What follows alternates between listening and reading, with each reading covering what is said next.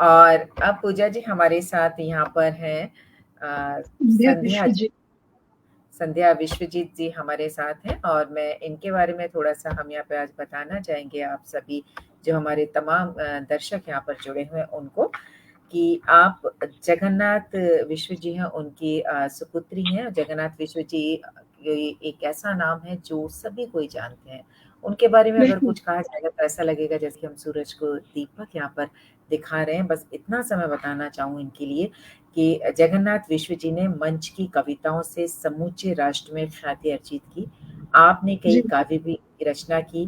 दूरदर्शन समेत प्रमुख चैनल पर आपके कार्यक्रम प्रसारित हुए। नागदा में आपकी कर्मभूमि रही। एक लंबे समय तक ग्रेसिंग उद्योग में आपने कार्य किया। आपने लगभग 20 पुस्तकों का साहित्य सर्जन किया और देश के कई सम्मान भी आपको मिल चुके हैं। और आपने साहित्य में कदम रखने से पहले एक लंबे समय तक आप पत्रकारिता के क्षेत्र से भी जुड़े रहे, क्योंकि मैं खुद जर्नलिज्म मास कम्युनिकेशन की स्टूडेंट हूँ, तो ये चीज़ मुझे सबसे ज़्यादा आकर्षित इसमें की। और मालवी गीतों पर भी आपने कई काव्य सृजित किए हैं। लेकिन हम लोगों का दुर्भाग्य ये रहेगा कि हम उनको रूबरू नहीं सुन पा रहे हैं, क्योंकि वो इस लोक में नहीं है, वो ऐसे लोक में पहुंचे हैं जहाँ पर रह करके अपना आशीर्वाद हमें यहाँ पर देते हैं। अगर इस पटल की जब मैं बात करती हूँ, एन चंद्रा जोशी पटल की, उसको आज यहाँ तक पहुंचे हैं पटल ही, इतनी ऊंचाइयां उसको मिली हैं, उसमें एक बहुत बड़ी महती भूमिका जगन्नाथ विश्वा जी की भी रही है। जब इतना बड़ा महाभारती कविता महायज्ञ हो रहा है, तो ऐसा हो ही नहीं सकता था कि जगन्नाथ विश्वा जी की आहुति, कविताओं की आहुति उसमें ना हो। लेकिन जैसा कि मैंने कहा ना कि ये हमारा दुर्भाग्य है कि वो इस लोक में हमारे साथ नहीं, लेकिन उस लोक में रह के हमें आशीर्वाद हमें दे रहे हैं। तो इसलिए उनकी पुत्री संध्या विश्वा जी हमारे साथ हैं, जो उनकी कविताओं से यहाँ पर इस महायज्ञ में आहुति देंगी। मैं सिर्फ जगन्नाथ विश्वा जी के लिए कुछ चंद पंक्तियां जरूर कहना चाहूंगी कि हाथों में लकीरों को बनाकर चले हैं, हाथों में लकीरों को बनाकर चले हम, कंधों पे आसमान उठाकर चले हम, कह दे कोई जाकर घनी रातों के तमस से, सूरज हथेलियों पर उगा कर चले हम। तो बस उनकी खूबसूरत आशीर्वाद मिल रहा है, जिससे कि ये महायज्ञ क्या जब उनकी आहुति कविताओं की इसमें पड़ेगी और भी ज्यादा प्रचलित होगा। हम आपका संध्या जी इस आपके अपने पटल पर ही स्वागत करते हैं, आपका अभिनंदन करते हैं।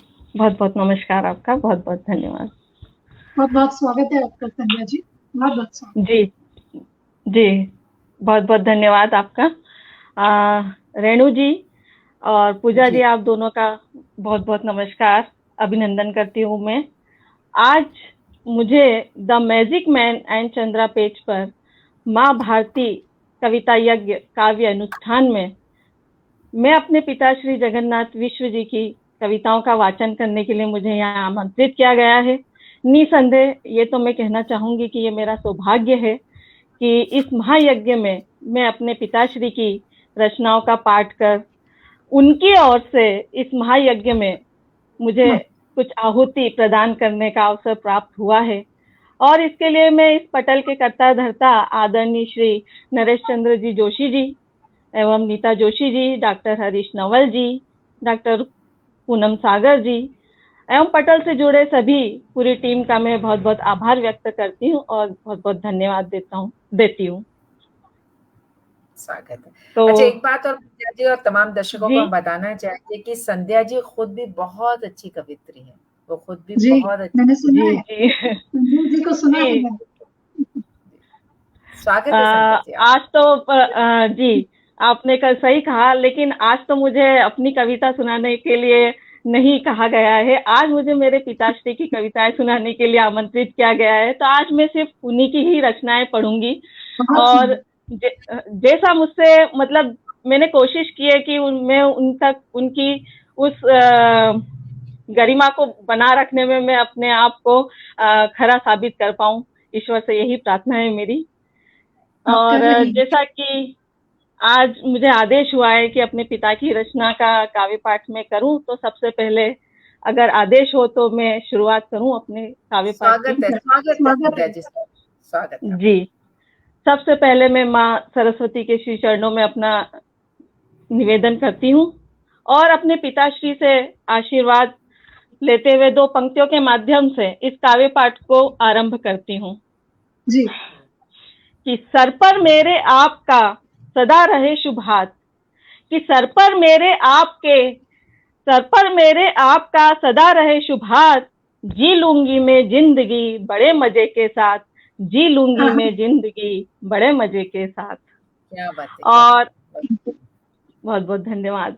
और जैसा कि हिंदी दिवस के उपलक्ष्य में ये महायज्ञ का आयोजन किया जा रहा है, तो इस पटल के माध्यम से मैं जुड़े सभी श्रोताओं को हिंदी दिवस की हार्दिक शुभकामनाएं देती हूँ। हिंदी पर 2 दोहे देखिएगा कि हर भाषा का हो रहा भारत में सम्मान, कि हर भाषा का हो रहा भारत में सम्मान, भारत में सम्मान, अभिनंदन करती सदा हिंदी आगेवान, अभिनंदन करती सदा हिंदी आगेवान।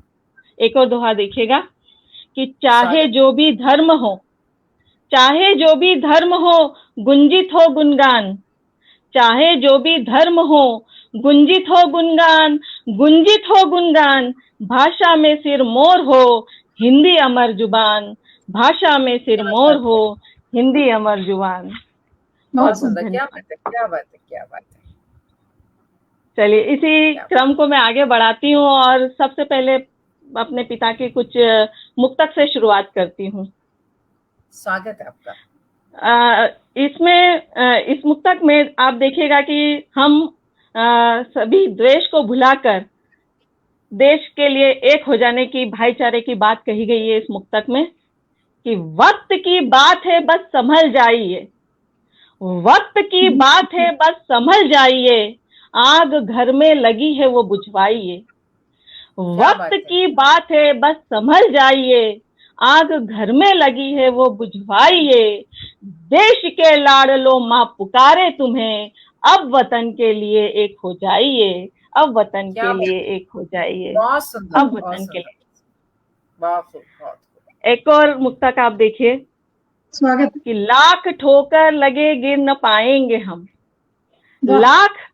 लाख ठोकर लगे गिर न पाएंगे हम, सत्य की सीढ़ियां चढ़ दिखाएंगे हम, कि लाख ठोकर लगे गिर न पाएंगे हम, सत्य की सीढ़ियां चढ़ दिखाएंगे हम। अगली पंक्ति पर आपका ध्यान चाहूंगी कि बेरहम है अंधेरा तो माना यहाँ, बेरहम है अंधेरा तो माना यहाँ, एक दिए की तरह जगमगाएंगे हम, एक दिए की तरह जगमगाएंगे हम, एक दिए की तरह जगमगाएंगे। बहुत सुंदर, बहुत बहुत आभार। और इसी क्रम को अब आगे बढ़ाती हूँ। मेरे पिता जिन्होंने काव्य की शुरुआत की, उन्होंने सबसे पहले, मैं बताऊं रेणु जी आपको, पूजा जी, कि उन्होंने मालवी भाषा से अपने काव्य की शुरुआत करी। उन्होंने सबसे पहले छोटी छोटी रचनाएं मालवी भाषा में लिखा करते थे और फिर धीरे धीरे वो हिंदी, राजस्थानी और अन्य भाषाओं पर भी आए। और उस समय उज्जैन में ही वो थे और पत्रकारिता भी करते थे, साथ में कविता का भी कार्य करते थे। और हरीश निगम जी, डॉक्टर शिवमंगल सिंह सुमन जी, राष्ट्रीय कवि सत्यनारायण सत्तन जी, इनसे उनका जुड़ना शुरू हुआ और इनके इस कार्य में और भी ज्यादा उनके गति आई और उन्होंने इस कार्य को और भी ज्यादा अच्छे से उनके करने लगे। इन तीनों का मतलब पापा के जीवन में एक बहुत ज्यादा प्रभाव रहा है और उनके मार्गदर्शन से, उनके स्नेह से वो इस क्षेत्र में और भी आगे बढ़ते चले गए, प्रगति करते चले गए। और उस समय जब पापा मालवी में लिखा करते थे, जी आप कुछ कह रही हैं? नहीं। अच्छा चलिए, तो उस समय जब पापा मालवी में लिखा करते थे तब आप उस समय की एक मेरे को बात याद आ रही है कि चीन का युद्ध हो गया था। तो चीन के युद्ध पे पापा ने मालवी में बहुत सारी कविताएं लिखी, बहुत सारी। तो उन धुनों में से एक चीन का एक बहुत लोकप्रिय लोकगीत रहा होगा, तो उसकी धुन पे उन्होंने कविता लिखी थी। तो वो धुन मुझे आज भी ध्यान है, कहीं ना कहीं वो एकदम दिल को छू जाती है वो धुन पे। उस धुन पे मैं एक गीत आपके सामने रखती हूँ। हालांकि गीत रखने से पहले मैं एक बात जरूर कहना चाहूंगी कि गीत जो है वो उनका जो गाने का अंदाज था वो उनका अपना था। मैं सिर्फ उनकी प्रयास कर रही हूँ उनकी तरह गाने का। और चूंकि मैं उस तरीके से तो गा नहीं पाऊंगी उनकी तरीके से, लेकिन फिर भी मेरी पूरी कोशिश रहेगी कि मैं उस तक पहुंच पाऊं, उस धुन तक पूरी पकड़ करूं। और मैं उसमें अपने तरीके का कोई अन्य तरीका भी इजाद नहीं करना चाहती।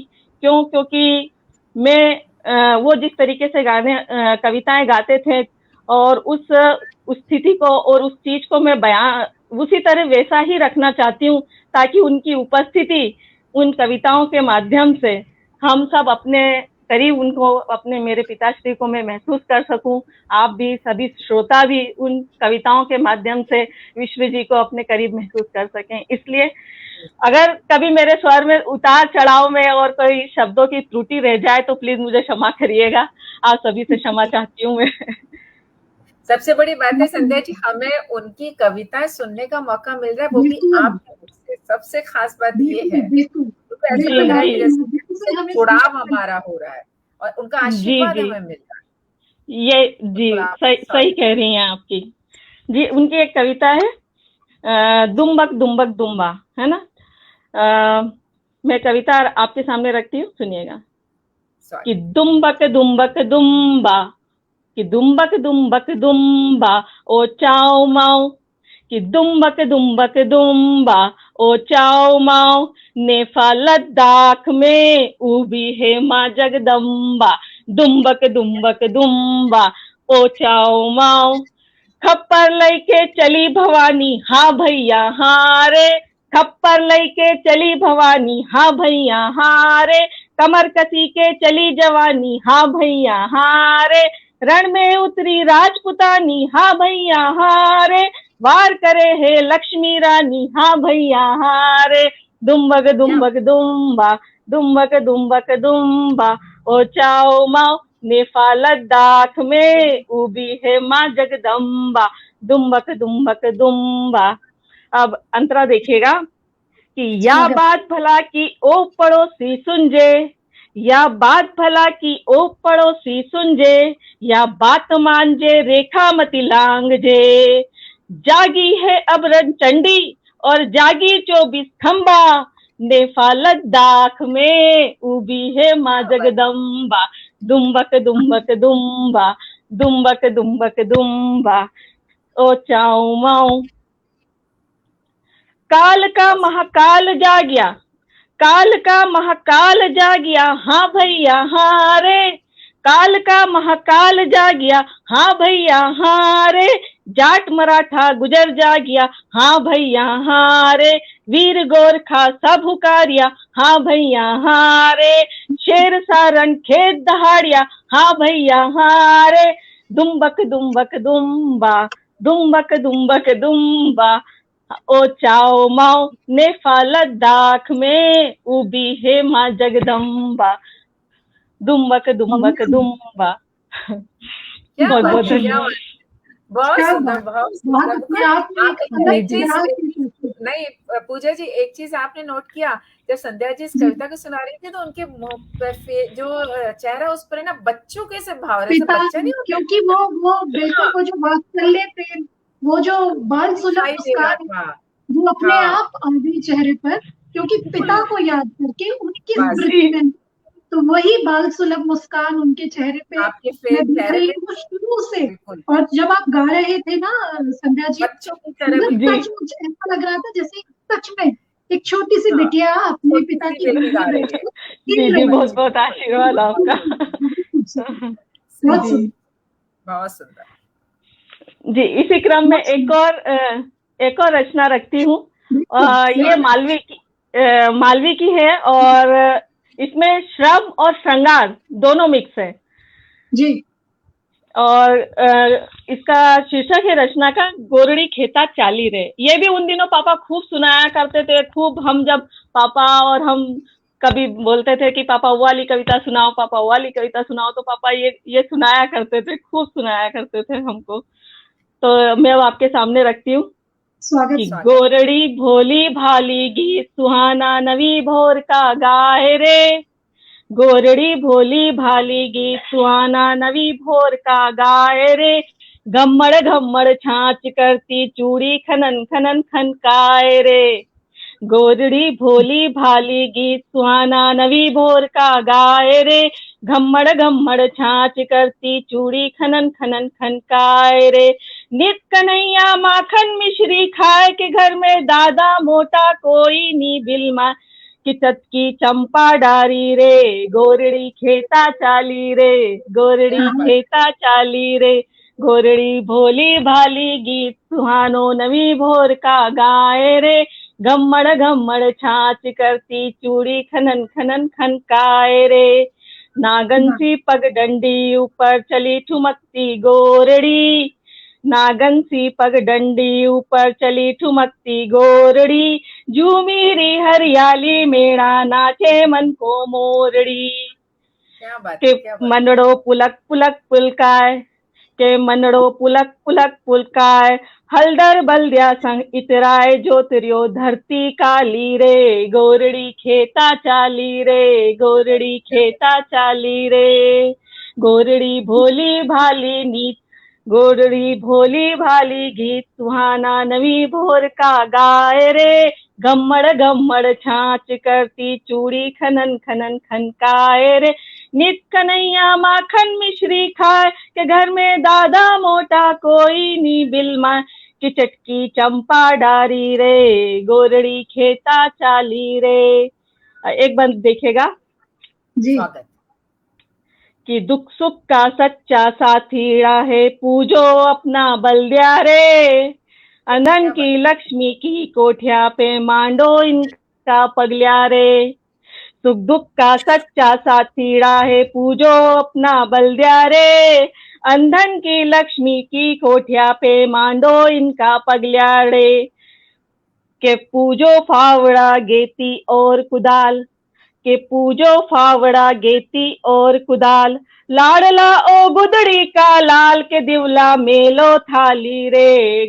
गोरड़ी खेता चाली रे, गोरड़ी खेता चाली रे। गोरड़ी भोली भाली गीत सुहानो नवी भोर का गाए रे। घम्मड़ घम्मड़ छाछ करती चूड़ी खनन खनन खनकाए रे। गोरड़ी खेता चाली रे। बहुत सुंदर। कहते हैं ना, भाव शब्दों के या भाषा के मोहताज नहीं होते। वाकई में संध्या जी, हम मालवी भाषा को बहुत अच्छे से नहीं जानते, किंतु आपकी प्रस्तुति से आपके भावों को समझने में मुझे नहीं लगता कि एक अक्षर भी हमने मिस किया होगा। हर भाव हम तक ऐसे के ऐसे ज्यों का त्यों पहुंचा। बहुत सुंदर, बहुत सुंदर। और सबसे बड़ी बात ये है कि ना, ये मिठास इसलिए भी आ रही है क्योंकि आदरणीय की जो कविता है वो संध्या जी खुद अपने मुख से सुना रही है, तो वो उनका जुड़ाव है उनके साथ, वही जुड़ाव है। सबसे बड़ी बात, आपने सुना है अपने पिता को इन कविताओं को गाते हुए, तो आप वैसे भी उनके साथ जुड़ी हैं, तो वो जुड़ाव आपका इन कविताओं से। एक बार तो भूल जाते हैं कि आप अपने पिता की कविताएं पढ़ रही हैं, हम लोग ये भूल जाते हैं। आप इसको गा रहे हैं, ऐसा लग रहा है कि आपकी खुद अपनी लिखी हुई कविताओं को आप गा रहे हैं। और देखिए सबको आनंद आ रहा है। सुमन मलिक, तनेजा जी लिख रहे हैं बहुत आनंद आ रहा है। एनएक्स गेमिंग जी लिख रहे हैं वाह। श्यामलाल सुतार जी लिख रहे हैं बहुत खूब। ऋचा श्रीवास्तव लिख रही है वाह क्या बात है। सुलेखा मिश्रा जी लिख रही है बहुत खूब। धन्यवाद सबका। सबको आनंद आ रहा है। चलिए जी, बहुत बहुत शुक्रिया जी। अब इसी क्रम को मैं आगे बढ़ाती हूँ। पापा जब उज्जैन में थे तो इन्होंने लिखना शुरू करा, फिर उनकी जॉब नागदा में लग गई, तो ग्रेसी बिरला फैक्ट्री में, तो फिर नागदा आ गए। पर नागदा आने के बाद भी उनका जो लेखन कार्य था वो उसे बखूबी उन्होंने जारी रखा, और जो पारिवारिक जिम्मेदारियां थी उनको भी उन्होंने बड़ी खूबी ही कुशलता के साथ उसका निर्वहन भी कर रहे थे। और एक बात मैं कहना चाहूंगी यहाँ पे कि नागदा में उन दिनों कवि सम्मेलन वगैरह नहीं हुआ करते थे। उज्जैन, इंदौर बड़ी सिटीज में हुआ करते थे, पर नागदा जैसी छोटी सिटी में नहीं हुआ करते थे। तब नागदा में जो सांस्कृतिक गतिविधियां होती थी उनमें उन्होंने कवि सम्मेलन की परंपरा को शुरुआत करा। और नागदा में देश के कई बड़े बड़े कवि जो यहाँ पर आए हैं और उन्होंने काव्य पाठ किया है, तो ये एक नागदा के लिए बहुत बड़ी उपलब्धि रही है कि यहाँ पे इतने बड़े बड़े कवियों ने, कुमार विश्वास जी ने, सुरेंद्र शर्मा जी ने, अशोक चक्रधर जी ने, डॉक्टर सरिता शर्मा जी ने, और ऐसे देश के कई ख्याति प्राप्त कवियों ने यहाँ पे आके काव्य पाठ किया है। तो एक तरीके से तो नागदा की धरा धन्य है। मैं यही कहना चाहूंगी। आप सही कह रहे हैं, बिल्कुल सही कह रही हैं आप। और उन दिनों जब वो मंच पर कविता पढ़ा करते थे, तब उनकी मंच पर कुछ कविताएं जो थी वो इतनी प्रसिद्ध हुई कि उनके लिए मतलब उनका बहुत लोगों का, पब्लिक का बहुत आशीर्वाद मिलता था उन कविताओं पर। उनमें से कुछ रचनाएं मैं सुनाती हूँ। और जब भी उन्हें कवि सम्मेलनों में बुलाया जाता था, पूरे मान सम्मान और आदर के साथ बुलाया जाता था। और हास्य व्यंग भी उन्होंने उस समय लिखना शुरू कर दिया था। हास्य व्यंग की कुछ रचनाएं उन्होंने जब लिखी, और हास्य व्यंग की उन्होंने एक किताब भी उनकी निकली, हंसी हंसी में व्यंग। और उनकी ज्यादा मंचों पर जो पहचान बनी ना, वो हास्य व्यंग की रचनाओं से ही बनी है। तो उनका एक हास्य व्यंग में एक अच्छी पकड़ उनकी हो गई थी। और मैं उनकी हास्य की कुछ मंच की अच्छी अच्छी रचनाएं सुनाती हूँ, एक दो आपको। स्वागत जी, बहुत बहुत आभार आपका। रेणु जी, इतनी बातों में आप एक बात कहना भूल गई हैं, एक कमेंट पढ़ना भूल गई। एनसी चंद्रा जी ने शुरुआत में ही लिखा, आज आपके पिता का नाम लिखते हुए कि बहुत बहुत याद आज उन्हें और उन्हें बहुत ज्यादा याद आया। जी, जोशी जी का और मैं जानती हूँ कि पापा जी का बहुत अच्छा संपर्क रहा है। फेसबुक से ही वो जुड़े थे और उसके बाद उन दोनों में काफी अच्छी दोस्ती मित्रता हो गई थी। काफी उन लोगों के बीच में जुड़ाव हो गया था, ये तो मैं कहूँगी। उनके पापा के जाने के बाद उनको बिल्कुल लग रहा होगा कि पापा को वो कितना मिस कर रहे हैं। बिल्कुल बिल्कुल जी, तो मैं अपनी उनकी एक हास्य व्यंग की एक रचना लेती हूँ। स्वागत। कि एक दिन एक नगर की एक गली में एक हवलदार को अंधेरी सुनसान रात में एक कुत्ते पर गुस्सा आया। हवलदार ने डंडा दिखाया, कुत्ता भौंका परंतु सकुचाया। फिर हवलदार ने कुत्ते को जोर से डंडा मारा। कुत्ते ने सोचा कौन मुंह लगे और चल दिया बेचारा। क्या बात है, बहुत सुंदर, बहुत सुंदर। इस पर कुत्ता दूसरी गली के कुत्ते से बोला, यार भोला, वर्तमान ये कैसी उलझन है, जो एक नमक हराम एक वफादार का दुश्मन है, बहुत, क्या बात है, बहुत सुंदर, बहुत सुंदर। एक व्यंग की एक और रचना देखिएगा कि चुनाव में जीते हुए नेताजी से उनके दोस्तों ने कहा, हुजूर कल आपका जन्मदिन है, मनाएंगे जरूर। कि चुनाव में जीते हुए नेताजी से उनके दोस्तों ने कहा, हुजूर कल आपका जन्मदिन है, मनाएंगे जरूर। एक साथ हजारों लोग आएंगे, बड़े बड़े कीमती तोहफे लाएंगे, आपकी कृपा से जिंदगी का मजा आ जाएगा और 5 साल के लिए अपने क्षेत्र में भी राम राज्य छा जाएगा। और 5 साल के लिए अपने क्षेत्र में भी राम राज्य छा जाएगा। बहुत सुंदर, बहुत सुंदर। नेताजी बोले, मित्रों आपकी ऐसी बातें सुनकर दिल बहुत रोता है। क्या सोचता हूँ क्या होता है, जिधर देखो उधर जनसंख्या बाढ़ जैसी बढ़ रही है, महंगाई आसमान चढ़ रही है, पर्यावरण गंदगी में गड़ा है, नौजवान बेरोजगार खड़ा है। अरे आज भी आतंकवाद का बुरा हाल है, कश्मीर का जलता हुआ सवाल है, चारों तरफ फैल रहे सांप्रदायिक दंगे, खुलेआम घूम रहे चोर लुच्चे लफंगे। अरे दुनिया बारूद के ढेर पर खड़ी है और तुम्हें मेरे जन्मदिन की पड़ी है। अरे ऐसे में मुझको मेरे हाल पर छोड़िए, हो सके तो इंसान को इंसान से जोड़िए। जिस दिन यहाँ हर इंसान इंसानियत के लिए न्यौछावर हो जाएगा, उस दिन अपने आप हिंदुस्तान में राम राज्य स्थापित हो जाएगा।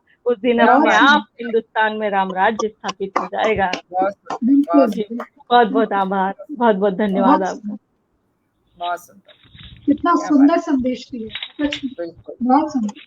और व्यंग भी देखो जो था वफादार, वो बिल्कुल सटीक व्यंग, क्या मतलब, और कहते हैं ना व्यंग लिखना बहुत मुश्किल काम होता है। मुश्किल काम होता है जी, बहुत मुश्किल काम होता है। क्योंकि आप जी। जो व्यंग लिख रहे हैं, जो बात कहना चाह रहे हैं, वो बात बिल्कुल सीधे जाकर के सीधी तीर की तरह लगनी चाहिए। तीर की तरह लगती थी। जी। तब तो उसका रेणु फ़ायदा जी, है। आज के वाक़ई समय बहुत में मुझे लगता है किसी को रुलाना बहुत आसान है, हँसाना बहुत मुश्किल। करना बहुत और मुश्किल है। सही। हँसाते हुए भी इतना गहरा आप संदेश दे जाएँ, तो संदेश फिर दे तो जाना तो बहुत बड़ी बेमिसाल, बात है। शानदार, जी, बहुत जी। सुंदर। बहुत-बहुत धन्यवाद। एक और व्यंग की रचना रखती हूँ। जी। बिल्कुल। ये समाज की व्यवस्था पर तीखा प्रहार करती है और उन पे कुठाराघात करती है। रचना है खेल भैया खेल, गुल्ली डंडा खेल। और ये मंचों पर तो बहुत ही ज्यादा मतलब पापा के द्वारा सुनी जाती थी, और जब भी वो सुनाते थे तो उनके मुंह से तो इतनी बढ़िया लगती थी ये कविता कि ऐसा लगता था सुनते चले जाओ, सुनते चले जाओ। तो मैं हमें भी आपके बिल्कुल ऐसा सामने ही रखती लगा। हूँ। जी। आपको सुन हाँ। के हमें भी बिल्कुल ऐसा। और देखिए, अब तक नहीं आए थे मंच पर नरेश चंद्रा जी खुद भी अब मंच पर उपस्थित है इस जी, जी, समय। बहुत-बहुत जी, बहुत-बहुत ये मेरे लिए बहुत बड़ी बात है कि वो भी इस मंच पर आ गए हैं। कि मैं रचना शुरू करती हूँ कि खेल स्वागत। भैया खेल, गुल्ली डंडा खेल, कि खेल भैया खेल, गुल्ली डंडा खेल, समाजवादी खेल, अवसरवादी खेल, कि खेल भैया खेल, गुल्ली डंडा खेल, समाजवादी खेल, अवसरवादी खेल, जो भी बनता देश का बंदा, हर जाई स्वार्थ में अंधा, लूला लंगड़ा देश हो गया, कौन इसे देगा अब कंधा, वादों के जोर से भाषण के शोर में, वादों के जोर से भाषण के शोर में, ढूंढ रही जनता घी और तेल, घी और क्या बात है! तेल, खेल भैया खेल, गुल्ली डंडा खेल, क्या खेल बात है! भैया क्या खेल, गुल्ली डंडा खेल, वाक़ई समाजवादी खेल, अवसरवादी खेल, खेल भैया खेल, गुल्ली डंडा खेल। अंतरा देखिएगा कि फैल सु रही है फिल्मी लीला, कि फैल रही है फिल्मी लीला, फिल्मी पैंट पर कुर्ता ढीला, नई उम्र की नई फसल का, चढ़ी जवानी में मांझा ढीला, क्या फैशन बात है! के रोग से बहुतेरे रोग में, फैशन के रोग में बहुतेरे लोग में, नहीं रहा जो तिल्ली में तेल, तिल्ली में तेल, खेल भैया खेल, गुल्ली डंडा खेल, क्या खेल बात भैया है! खेल, गुल्ली डंडा खेल, क्या बात समाजवादी खेल, अवसरवादी खेल।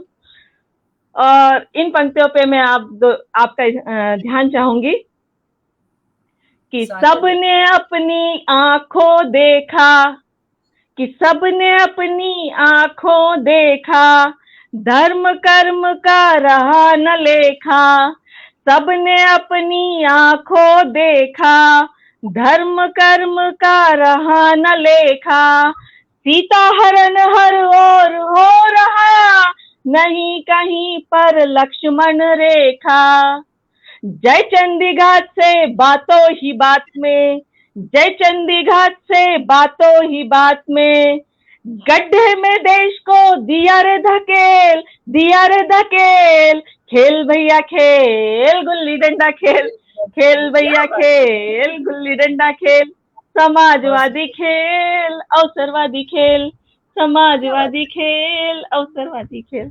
बहुत सुंदर, बहुत सुंदर, बहुत सुंदर जी, संध्या जी, बहुत बहुत बहुत बहुत धन्यवाद। बहुत सुंदर।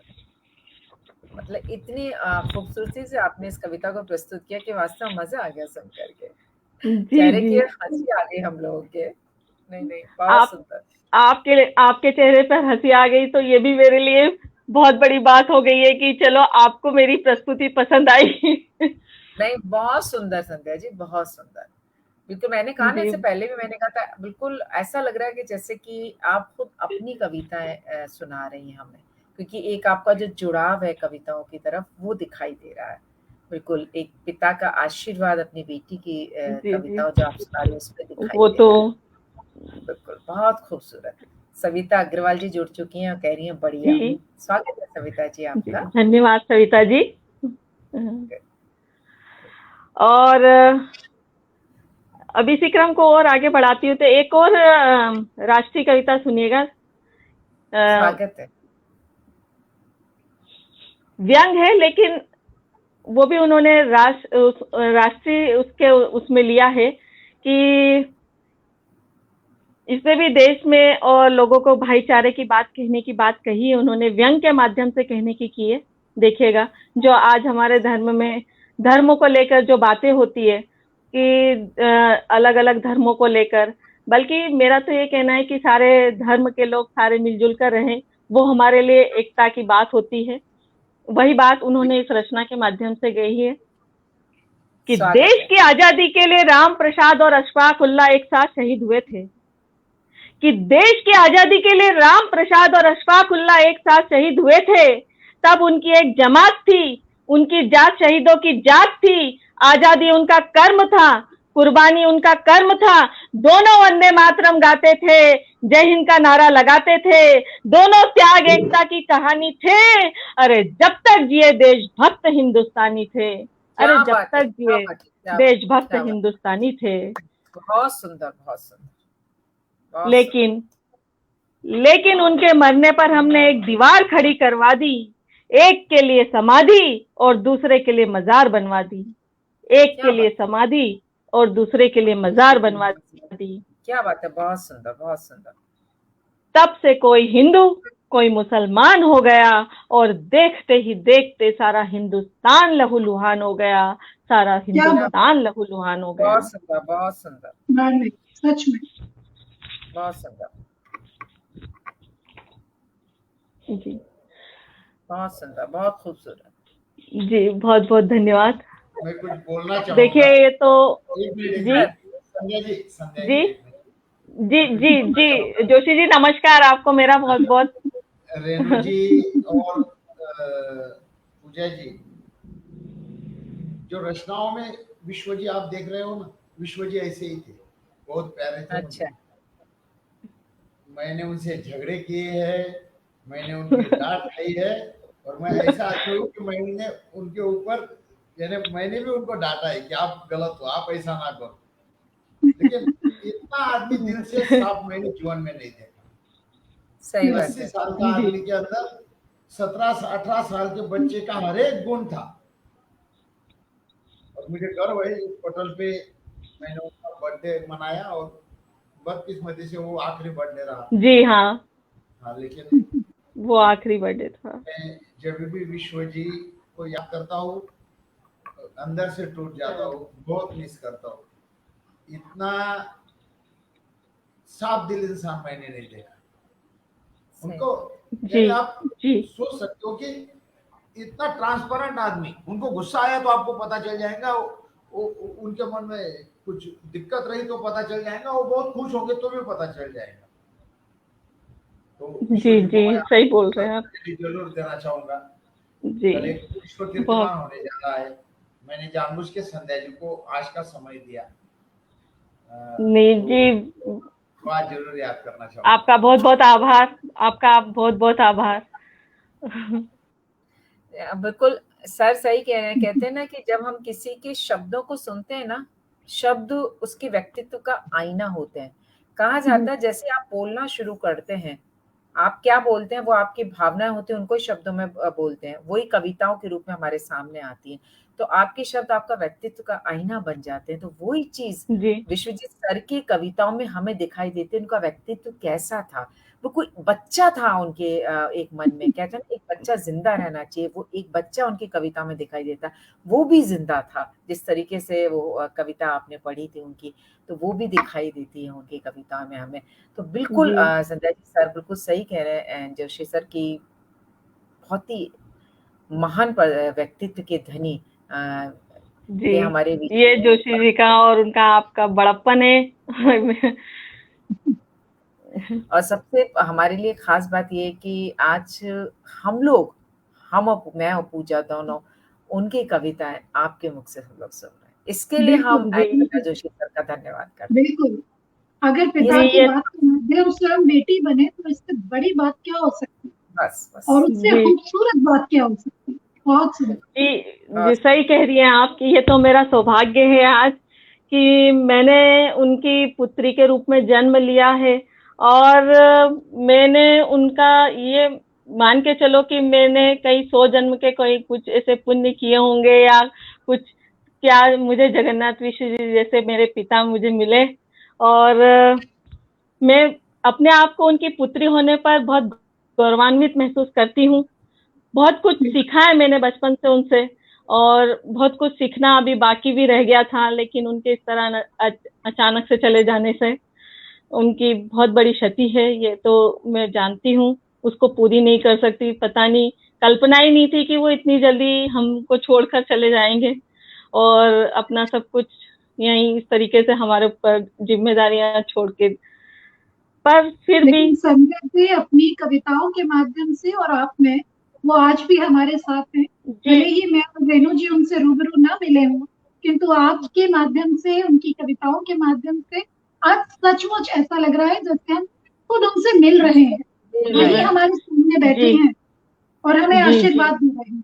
बिल्कुल ऐसा लग नहीं रहा कि वो यहाँ नहीं है। तो बिल्कुल ऐसा मत सोचिए कि वो हमारे बीच नहीं है, वो हर पल हमारे साथ है, उनका आशीर्वाद भी हमारे साथ। जी, उनकी कविताओं के माध्यम से तो वो हमारे साथ हमेशा हमेशा जुड़े रहेंगे, इसमें तो कोई दो राय नहीं है। बिल्कुल।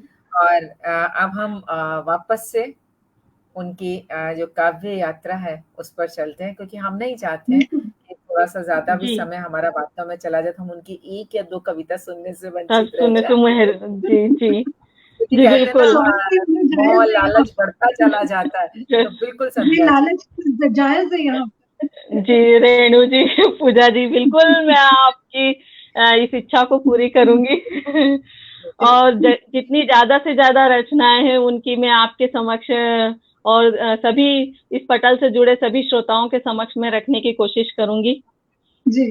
कि और ये एक उनका एक ये भी रहा मेरे पापा का कि जब उन्होंने ये रचनाएं, उनकी काफी रचनाएं रेडियो पे, दूरदर्शन पे काफी प्रसारित हुई है, जैसा कि उनके परिचय में बताया था, तो ये बिल्कुल सत्य है। और कई रेडियो पे, जैसे आकाशवाणी में, युवाणी में, श्रमिक जगत में, खेती किसानी में खूब उन्होंने सुना है, प्रसारित उनकी रचनाएं हुई है। दूरदर्शन उपग्रह केंद्र से भी, टीवी, एनडीटीवी और सब टीवी।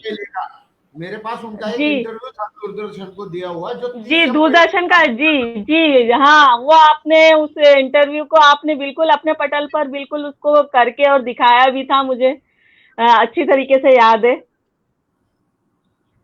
वो दूरदर्शन का उनका पहला इंटरव्यू था, फर्स्ट, जब दूरदर्शन नया नया चला ही था और वो आया ही था, तभी मतलब पापा का वो पहला मतलब इंटरव्यू था पापा का।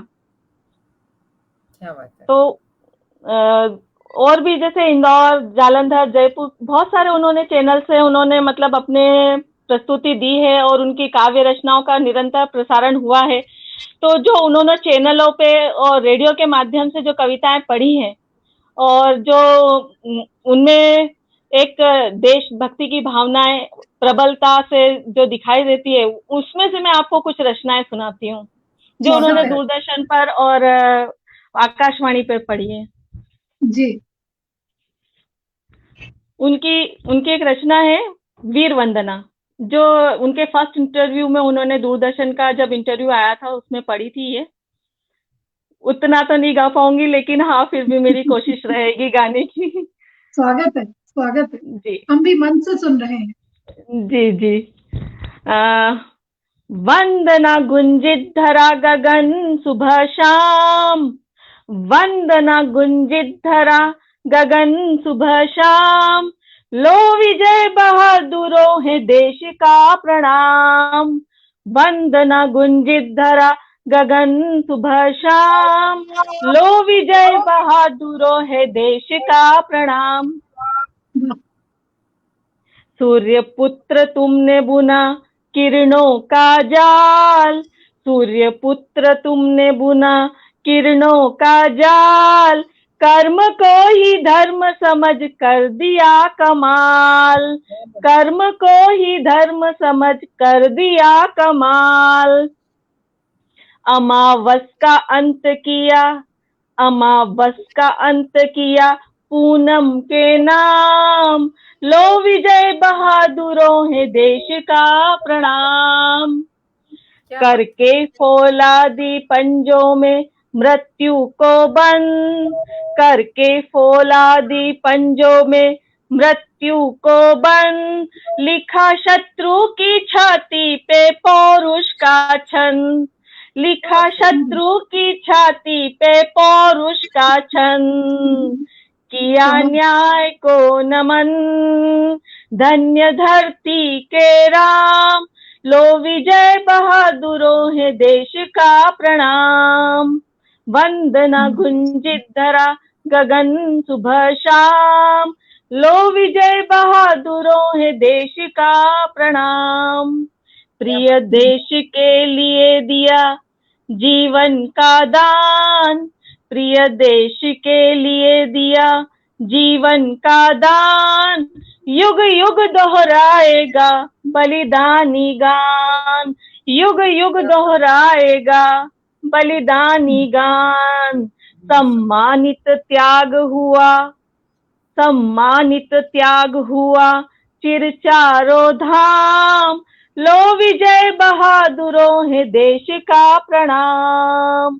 वंदना गुंजित धरा गगन सुबह शाम, लो विजय बहादुरों है देश का प्रणाम, देश का प्रणाम। क्या बात है, बहुत सुंदर संध्या जी, बहुत सुंदर। बहुत बहुत आभार, बहुत बहुत जी। बल्कि आज मुझे लगता है इस समय पर जब आप कहते हैं कि मैं आगे सुनाती हूँ, तो शायद हमारे मुंह से स्वागत की जगह धन्यवाद निकलता है, क्योंकि हम जितना सुने ये सौभाग्य है। आज आपके माध्यम से हम सुन रहे हैं, तो स्वागत कहने को जी नहीं चाहता, मन करता है धन्यवाद दें आपको, जितना धन्यवाद। बहुत बहुत बहुत बहुत आभार, शुक्रिया आपका मुझे इतना मान देने के लिए, इतना सम्मान देने के लिए। धन्यवाद आपका। और ये सम्मान तो खैर मुझे जो मिल रहा है उनके पिताश्री की रचनाओं के माध्यम से ही मिल रहा है, और ये जितना भी सम्मान है जोशी जी को जाता है, और उन्होंने पापा का जो इतना मान दिया है उसके लिए मैं उनका तहे दिल से शुक्रिया अदा करती हूँ। और ये जो भी सम्मान है वो इसके तो मेरे पिता पूरे हकदार हैं, जो उन्होंने काव्य किया है, तो वो उनकी वजह से ही आज हम सम्मानित भी हो रहे हैं, और हमें उनकी वजह से ही आज ये सम्मान मिल रहा है। तो बिल्कुल। और सविता जी हमारे साथ जुड़े हैं, सविता अग्रवाल जी हैं। बलिदानों को प्रणाम उत्तम शब्दावली से उत्प्रोत कविता है, बहुत ही खूबसूरत। सुमन मलिक तनेजा जी, एनएक्स गेमिंग जी, हम सभी का यहाँ पर शुक्रिया अदा करते हैं कि आप सभी हमारे साथ, तमाम दर्शक हमारे साथ जुड़े हुए हैं। और मेरे ख्याल से संध्या जी, समय कहते हैं ना चलता जा रहा है आगे, और हमें ना चाहते हुए भी आपको शुक्रिया अदा करना पड़ेगा। आपने इतनी अच्छी कविताएं हमें यहाँ पर सुनाई। शब्द भले ही आपके पिताजी के थे, लेकिन भाव और उसका जो स्वर आपने जिस तरह सुनाया वो आपके थे, और भाव जो होते हैं वो सबसे ज्यादा मायने रखते हैं। कहते हैं ना कि ऐसे तो दीवारों पर भी स्वागत लिखा रहता है, लेकिन कैसे आप बोलते हो वो ज्यादा मायने रखता है, मायने रखता है। थी बहुत ही खूबसूरती के साथ आपने जो कविताएं हम तक यहाँ पर पहुंचाई हैं, उसके लिए वास्तव में हम आपका शुक्रिया अदा करते हैं, धन्यवाद कहते हैं कि आप यहाँ पर इतनी आशीर्वाद हमें सर का मिला, सबसे खास बात ये। जी, और मैं भी चलते चलते अंत में आप सभी का शुक्रिया अदा करती हूँ एक बार फिर से। इस महायज्ञ में मुझे अपने पिताश्री की रचनाओं का जो मुझे काव्य पाठ करने का अवसर दिया, उसके लिए मैं आप सभी का तहे दिल से, इस पटल का, जोशी जी का, आप दोनों का बहुत आभार व्यक्त करती हूँ। और आपने जो मेरे पिता के लिए परिचय में कहा, उसके लिए भी मैं आपका बहुत बहुत धन्यवाद, आभार व्यक्त करती हूँ। तो एक बार सभी को पुनश्च मेरा नमस्कार और शुभ रात्रि।